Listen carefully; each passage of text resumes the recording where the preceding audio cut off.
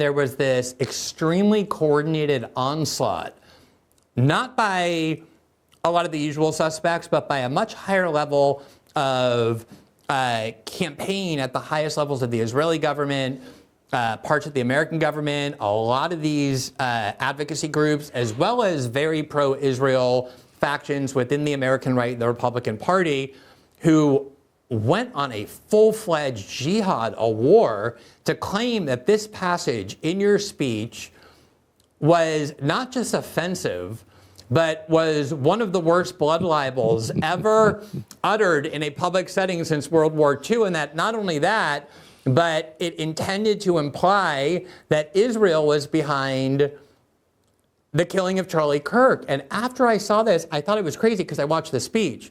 And I went back and watched the speech, and then I thought it was even crazier because I didn't understand remotely even what this, I'm around the politicals for a long time. I understand how people can make bad faith leaps to try and, ungenerously distort somebody who's their political enemy. In this case, I didn't even understand the attempt. So let me just quickly show for the audience who hasn't seen it, it's just a minute long, what it is that you said that became the source of this insane,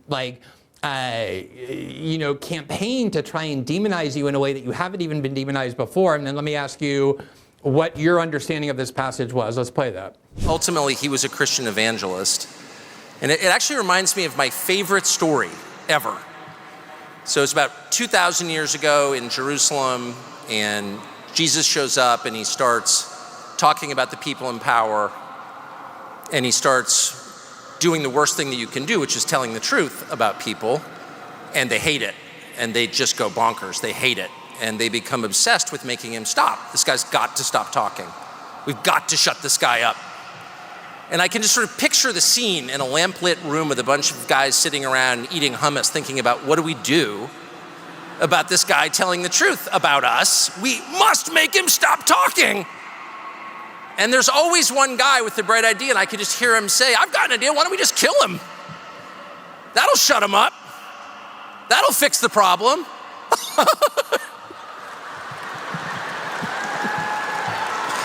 It doesn't work that way.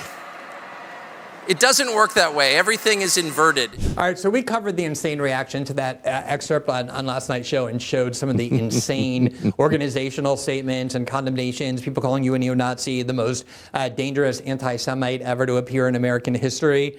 And again, these weren't just internet trolls. This was a very coordinated effort. What was that passage? Yeah. What did it mean?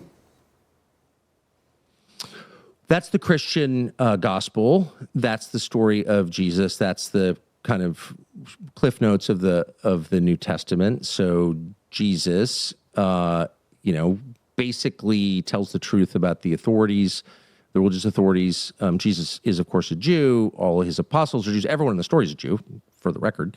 And but he tells the truth about the people in power. They try to shut him up. They end up torturing him to death to kill him. And then with the hope that that will be the end. And of course, it becomes the world's biggest religion. So I was laughing because I'm speaking, by the way, to a mostly Christian audience who is very familiar with this. And I'm laughing because, of course, you can't shut up the truth. And that's the only point I was making.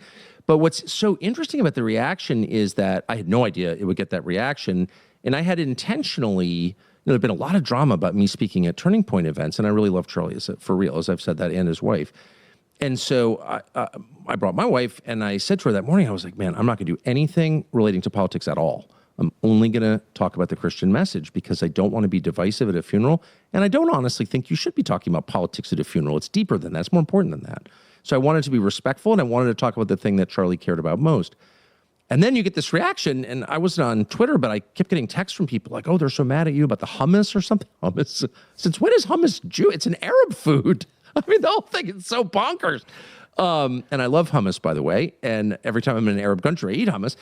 I guess my point is, it takes a certain kind of mindset to see that as an attack on Jews. So the two groups that immediately assumed I was attacking Jews were anti-Semites and Zionists. Both of them reached the same conclusion, like instantly, oh, he's talking about the Jews. And it just points up a deep truth that we should remember, which is that anti-Semites and Zionists see the world through the same lens. Both of them think everything is about Jews, for different reasons. And that's just not my worldview. I don't think everything's about Jews. Like, I have whole periods of my day where I don't brood about Jews. I mean, it's so crazy. And it's actually the definition of craziness. You like see things that aren't there. If I was trying to make a point about Israel, I would just say it. Why wouldn't I? That's the last thing I intended to do. And I think it's very bad for your soul to become obsessed either because of hate or because of ethno-narcissism. I mean, both are kind of the same thing. They're twins with an ethnic group. It's great. Like, I think they're both really sick and need to pull back from this. And you do see it a lot online where everybody on, your X feed is talking about the Jews. How is that good? It's not good for the Jews. It's not good for anybody else. It's all kind of a species of mental illness. And because it doesn't reflect reality. Like in real life, I have a million interests and concerns, in fact, almost all of them, that have nothing to do with Jews or Israel, or it's just not an obsession for me at all. But it is an obsession for Zionists in a very unhealthy way, and an obsession for anti-Semites and also in an unhealthy way. So and they feed off each other. They're symbiotic, and one kind of helps create the other and needs the other. It's very bad. It's sick, and it's bad, again, bad for the people who engage in it and bad for this country. So I hope we can get off that topic, treat Israel like we just treat a country with overlapping interests and diverging interests. It's, it shouldn't be that different in our mind from Malaysia where you just were. A lot of things I like about it, some things I disagree with, that's okay. But it's not that. It's something really bad, I would say. To me, your point was so simple. The main argument of Turning Point USA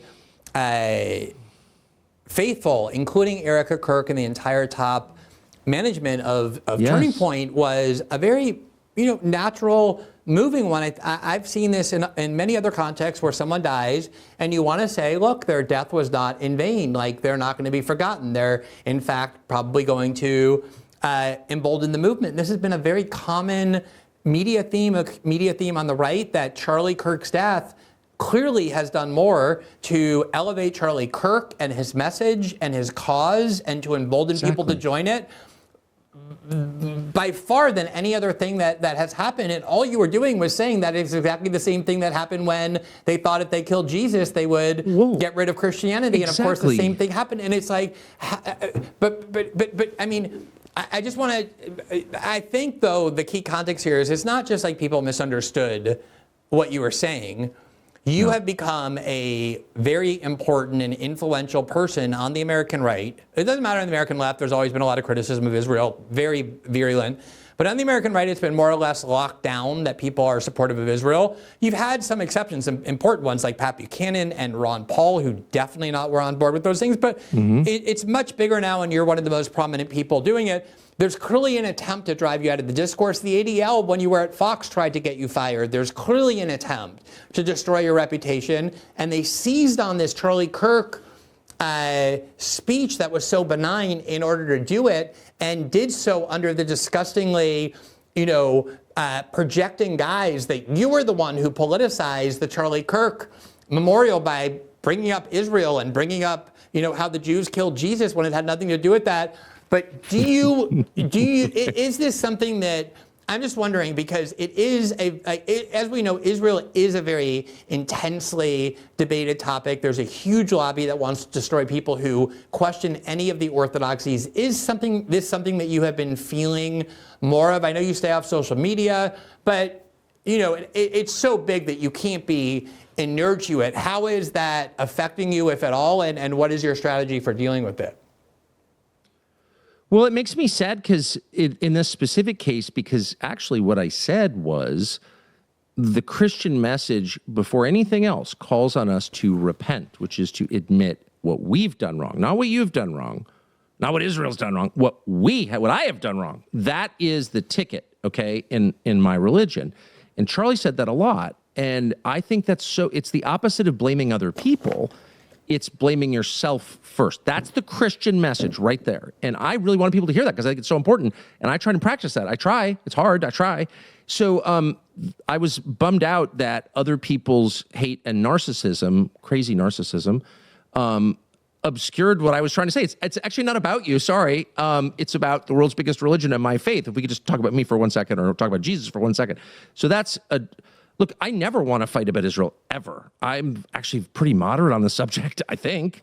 Always like going there. I know a lot of Israelis always liked You never know really what I mean? talked about it before wasn't going October on 7th. You never really No, talked about it not before at October all. 7th, but it was It's just shoved on the front burner. Exactly. It's like, this is my country.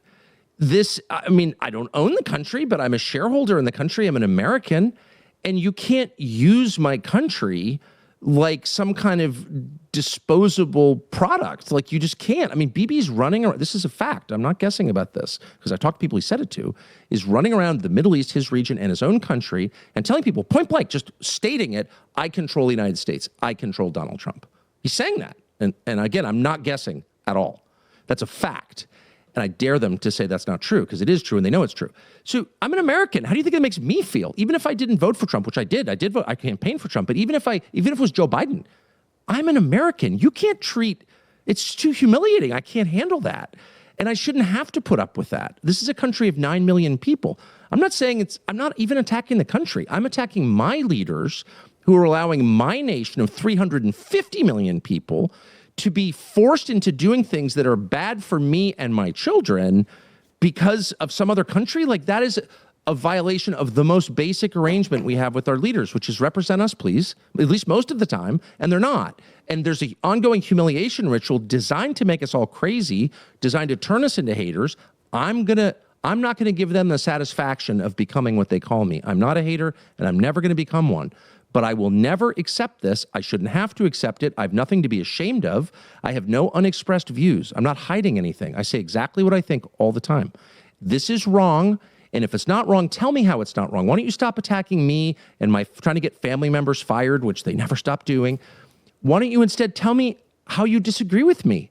But they can't because they don't actually have an argument. There's no way to justify controlling the U.S. government for the purposes of another country's whatever their plan is, expansion. There's no way to justify that. And so they just scream at you and call you names. And I guess I'm just blessed because I don't believe that about myself. So that doesn't hurt me. You know, if they said, well, you've gained 10 pounds, you might hurt my feelings. But calling me a bigot doesn't hurt my feelings because I know that I'm not. How's that?